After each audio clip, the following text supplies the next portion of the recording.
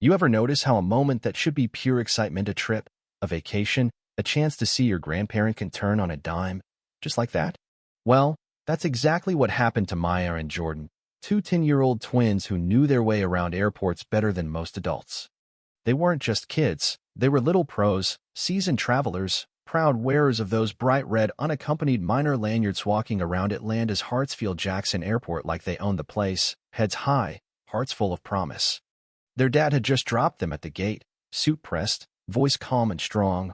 All, remember the rules, team, call me when you land, and hey, have fun. He walked away, and the twins slid into those worn blue chairs at gate B32, totally sure nothing could go wrong because, why would it? They'd done this a dozen times. That's when she appeared. Brenda. Gate agent, platinum blonde bob, smile as thin and cold as the plexiglass beside her. And let me tell you, there are people who wield rules like safety nets, and then there are those who treat them like weapons. She was definitely the second kind. The whole concourse buzzed with that airport chaos, wheels squeaking, people clutching bags, announcements echoing through speakers. You know the drill. But Maya, the more assertive of the twins, just stood up, took her brother's hand, and went for it when pre-boarding was called. Because, come on, families with young children always board first, right? That's just how it works. Except not for them. Not today. Brenda looked them over with this look, you know the one, all business, no warmth, eyes sliding right past their lanyards. Pre-boarding is for families with young children, she said, voice sharp enough to cut. We're young children, Maya insisted, confused. We're 10. Brenda's smile got even tighter. The policy is for families. Parents. Not unaccompanied minors. You'll board at the end. And just like that, a simple kindness was twisted into a slap suddenly. The twins, who had always been welcomed, were cast out, told to wait their turn like they'd broken some unspoken rule. The hurt was instant, obvious. Jordan hiding behind Maya, tears threatening, Maya's cheeks burning as she looked around and saw sympathy, but also impatience from other travelers. Their seats felt a mile away when they walked back, and every minute, as real families filed past parents with toddlers, babies, hand-holding sibling, the twins felt smaller, lonelier, more out of place. Why is she so mean? Jordan whispered. Maya didn't have an answer that made sense. She only knew that when Brenda smiled at a white family with a kid their age, it was real for them. It was ice. That's when the unexpected happened. A young woman, professional, sharp suit, kind eyes, came over. She'd seen the whole thing. That was not okay, she said softly, kneeling beside them. Her name was Sarah. She told the twins, right then and there, that Brenda was wrong. The policy was meant to help kids, especially kids traveling alone.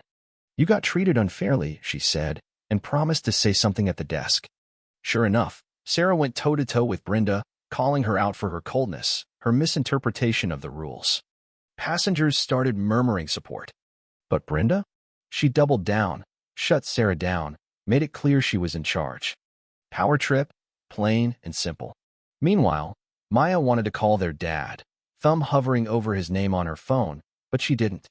She didn't want to worry him, figured they could tough it out. But that feeling, that sense of being targeted, didn't go away. They weren't just dealing with a mean person, they were up against a system that let mean people do damage. You know what I mean? Twist number 2. Dad wasn't as far as they thought. His meeting ended early and, feeling that tug all parents know, he circled back for one last goodbye wave. The moment he saw his kids, Maya rigid, Jordan hiding, knew something was off. He didn't hesitate. He dropped beside them, listened as Maya poured out what had happened, every word stacking on top of the last until his concern sharpened into something steely. Here's where things flipped. Their dad, David Harrison, wasn't just any data, was the VP of North American Operations for Apex Air, a man who knew every rule, every loophole, and wasn't afraid to wield them. He strode to the desk, straightened his tie, and calmly, quietly dismantled Brenda's authority right there, in front of everyone. He didn't shout, didn't threaten, just asked Brenda to quote the policy she was enforcing. She couldn't because it didn't exist. He quoted chapter and verse from the company manual.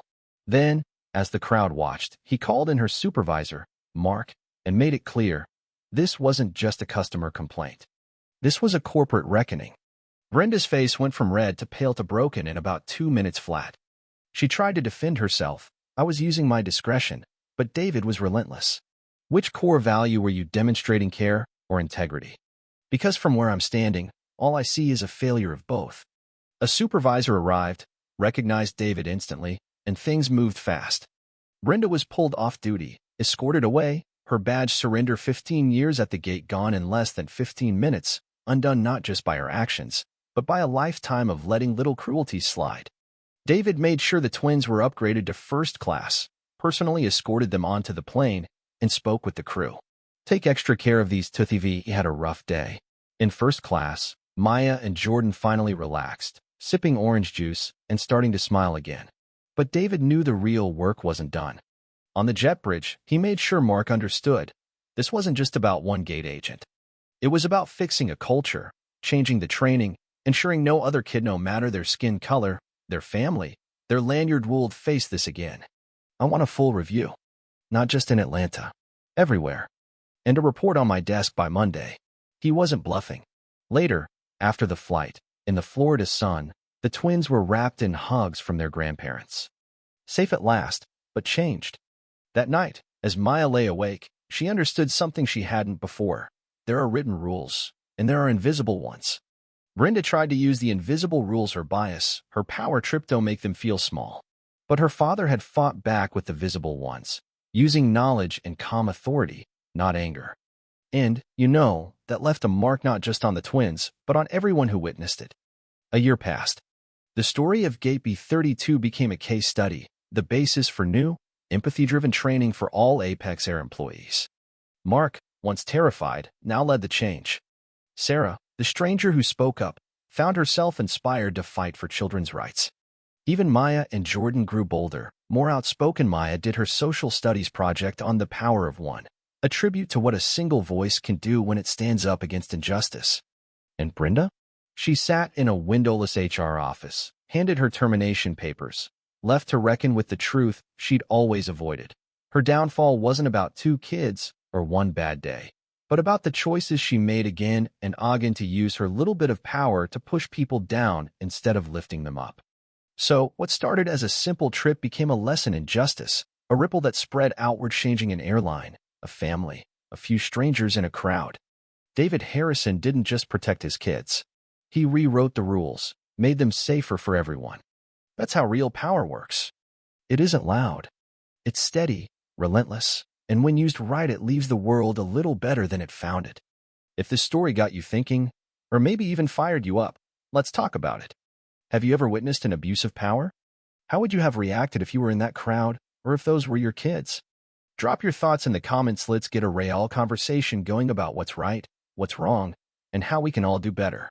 And hey, if you believe stories like this matter, don't forget to like, share, and subscribe for more real-life dramas that challenge, inspire, and push us all to stand up. Because sometimes, doing the right thing is the best superpower there is.